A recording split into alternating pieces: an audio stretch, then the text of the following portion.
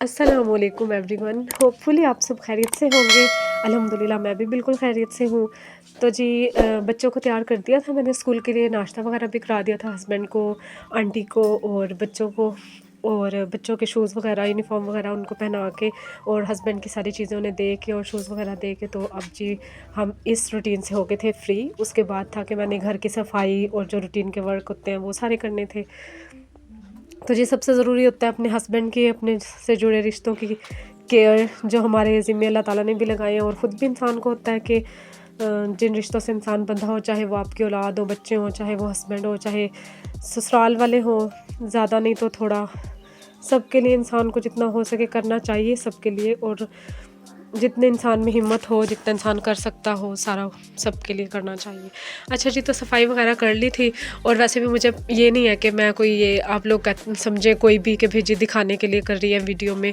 माशाल्लाह से 9-10 साल हो गए हमारी शादी को, तो मैं अब तक अपने शोहर के जूते खुद पॉलिश करके, उन्हें उनके कपड़े प्रेस करके सारे काम खुद करती हूँ। जब मैं ये सोचती हूँ अच्छा कि जब मैं सबका कर रही हूँ, मतलब बहुत ज़्यादा किया, सबका ही करती हूँ, तो इन लॉज़ में जितने भी रिश्ते आते हैं सबका बड़ा किया, तो जो मेरे स्पेशल रिश्ते हैं लाइक मेरे हस्बैंड और मेरे बच्चे, तो फिर उनका क्यों ना करूँ।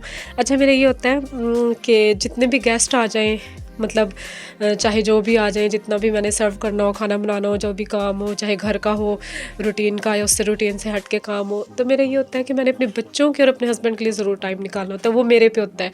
बाज़ औरतें होती हैं जी थक हार के कि नहीं जी अब तो मैंने सारा दिन ये किया वो किया, तो मैं हस्बैंड को क्या टाइम दूँ या मैं बच्चों के लिए क्या करूँ। तो मेरा ये होता है कि नहीं, अगर मैंने उनके लिए कुछ नहीं ना किया या उनको अपने हाथों से खाना नहीं खिलाया, बच्चों को उनकी तैयारी वगैरह नहीं कराई, हस्बैंड की तैयारी, तो मुझे ऐसा लगता है जो सारी चीज़ें मैंने बाकी की है ना, वो मेरी सारी बेकार है।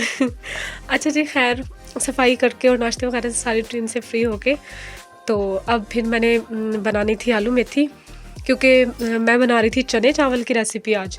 तो लेकिन मेरी आंटी ने कहा, मेरी सास ने कहा कि जी आज चने ना बनाओ, मेरा पेट ख़राब है, तो चने कल बना लेना, आज तुम लोग मेथी बना लो। तो फिर हस्बैंड मेरे ले आए थे मेथी, तो फिर उनकी ज़रा तबीयत ख़राब थी आंटी की, तो वो तो लेटी हुई थी।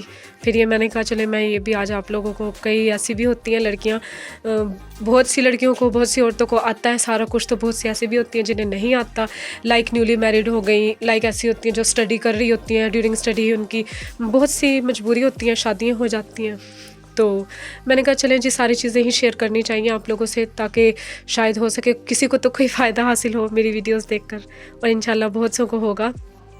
अच्छा जी, मेथी साफ़ करने का ईज़ी सा तरीका मैंने दिखाया था इसमें, कि मेथी ना इस तरह से साफ़ करके बस ऊपर से डंडे को पकड़ना और सीधा खींचना है, तो सारे पत्ते उतर आते हैं आराम से।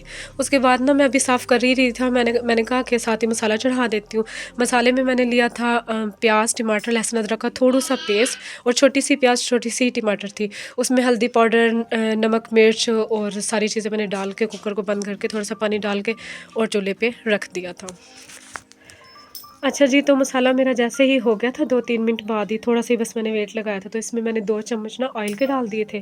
वैसे मैं इतनी मेजरमेंट नहीं करती, तो लेकिन मुझे ना किसी ने कहा कि पैमाइश किया करो ताकि देखने वालों को ये हो कि भाई जितनी चीज़ है तो उसमें इतना डालना है। अच्छा जी, भुनाई के लिए मैं मसाला रखा ही थी कुकर में ही, और वो हो रहा था, दूसरी साइड पे मैंने दूध गर्म होना रख दिया था। तो साथ ही ना मैंने फिर आलू छीलने शुरू कर दिए थे।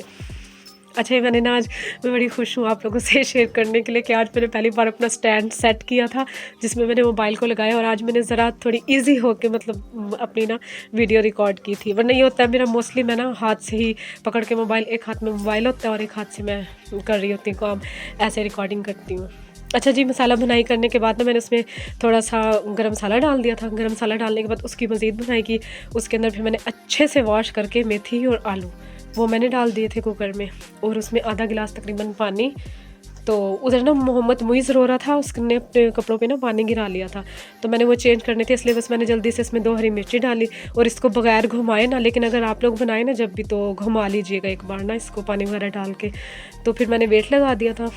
वेट लगा के ना मोहम्मद मुइज़ के कपड़े चेंज किए मैंने, और साथ में ना फिर मोहम्मद मुइज़ को देखा तो उसने मोशन भी किया हुआ था, उसको लगे हुए थे मोशन मोहम्मद मुइज़ को। तो फिर मैंने सोचा कि उसके लिए खिचड़ी बना लेती हूँ साथ में।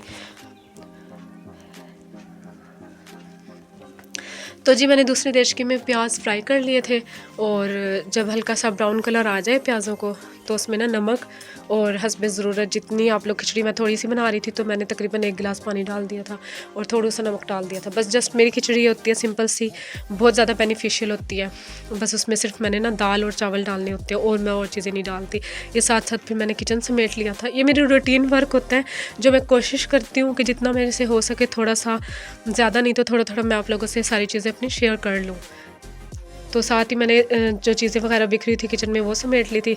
अच्छा, ये एक टिप भी है कि ऐसे अगर आप लोग भी जब मतलब करें, काम शुरू करें या करना हो या शादी हो रही हो जिनकी नई नई और इस तरह से, तो ये होता है कि साथ साथ मतलब जैसे अब मैंने हांडी रख दिया, दूसरी साइड पे मैंने खिचड़ी में पानी डाल के ना, पानी प्याज़ों वाले तड़के में पानी डाल दिया और वो बंद कर दिया। तो इतनी देर में ना ये है कि उसके इंतज़ार में खड़े नहीं रहना।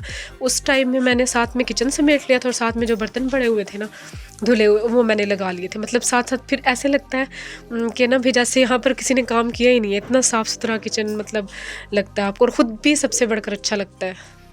अच्छा जी, जब पानी में बॉयल आया खिचड़ी वाले पानी में, तो उसमें मैंने मूंग की दाल डाल दी थी भिगोई हुई। अच्छा, सम टाइम लोग ये ना सोचें कि ना जी मैं ना ऐसे ही पानी समेत चावल या दाल डाल देती हूँ। मैं पानी देचकी में भी उतना ही रखती हूँ कि मुझे पता होता है जो चावलों में पानी है वो मैं चावल समेत ही डाल दूँगी। फिर मैं यहाँ पे नंद आ गई थी सादिया, तो मैंने उसके लिए चाय और बिस्किट बनाए और सॉरी चाय बनाई और बिस्किट प्लेट में डाले और फिर मैं उसे सर्व करने चली गई थी। कुकर मैंने उतार दिया था क्योंकि उस टाइम में फिर मैंने कहा पहले मैं उसे, वो आई है तो पहले मैं उसे चाय दे दूँ अपनी नंद को।